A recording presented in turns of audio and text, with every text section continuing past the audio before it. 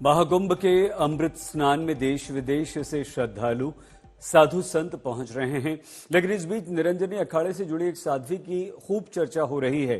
आज अमृत स्नान के दौरान ये साध्वी फिर से नजर आई। साध्वी हर्षा के नाम से ये सोशल मीडिया पर हैं।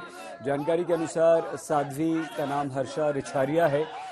हर्षा रिछारिया भोपाल की रहने वाली हैं और उत्तराखंड में फिलहाल रहती हैं। ये भी कहा गया है कि हर्षा रिछारिया आचार्य महामंडलेश्वर स्वामी कैलाशानंद जी महाराज की शिष्या हैं और 2 साल पहले ही साध्वी बनी। इससे पहले वो मॉडल थी।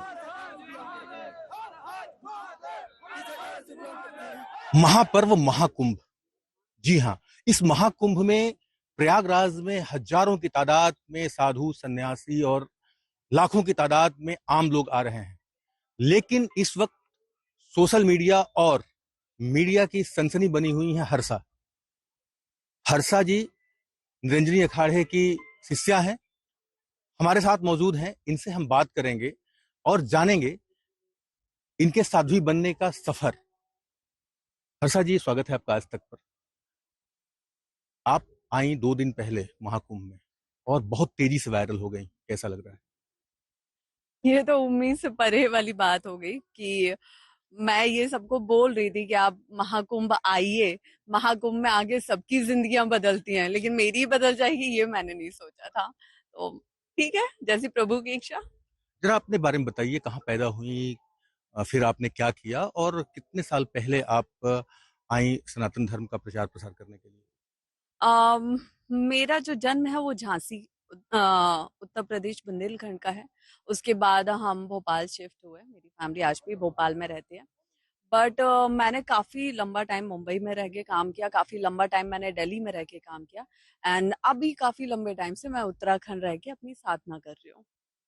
महाराज जी के संपर्क में कब आई आप? 2 साल पहले 2 साल पहले उनसे मेरा संपर्क हुआ, उनका सानिध्य मिला और उनकी छत्र छाया में रह के मैं साधना कर रही हूँ, चीजें सीख रही हूँ, उनका आशीर्वाद प्राप्त कर रही हूँ। इतनी कम उम्र में अचानक कैसे ख्याल आया कि आप जो है वो साध्वी बनने की दिशा में आप कदम रखें? देखिए, मुझे लगता है ना कि सनातन धर्म की गहराई में जाने के लिए या भक्ति की गहराई में जाने के लिए या हमारी संस्कृति को सीखने के लिए मुझे नहीं लगता कोई भी उम्र होती है। ये मुझसे बार बार सवाल किया जा रहा है कि इस उम्र में, तो उसकी कोई उम्र नहीं होती है। जब आप पे ईश्वर की कृपा होती है, जब आप पे आपके गुरुदेव की कृपा होती है, आप अपने आप उस रास्ते पे चलने लगते हैं जिसके बारे में आपने खुद भी नहीं सोचा होता है। आप रील्स बनाती थी, लाखों की संख्या में आपके फॉलोअर्स हैं, लेकिन इन 2 दिनों में जो हुआ है वो ज्यादा बेहतर है या रील बनाकर जो आपकी पॉपुलैरिटी थी वो बेहतर थी? देखिए, दोनों ही चीजें मैं कहूँगी बेहतर हैं। उसका रीजन ये है कि पहले जो मैं कर रही थी, मैं लोगों को जागरूक करने का काम कर रही थी, मैं धर्म से जोड़ने का काम कर रही थी और मैं अपनी संस्कृति के बारे में बताने का काम कर रही थी। और जो हमारी संस्कृति को नहीं फॉलो कर रहे हैं या कुछ भी उसके अगेंस्ट बोल रहे हैं, उनके लिए भी मैं उनके अगेंस्ट भी बात करती थी। तो वो मेरा एक चल रहा था और वो मेरा सीधे तरीके से चल रहा था। मुझे उसमें कोई उम्मीदें कुछ नहीं था। मेरा ये था कि मैं अपना फर्ज निभा रही हूँ कहीं ना कहीं एक छोटे तरीके से। लेकिन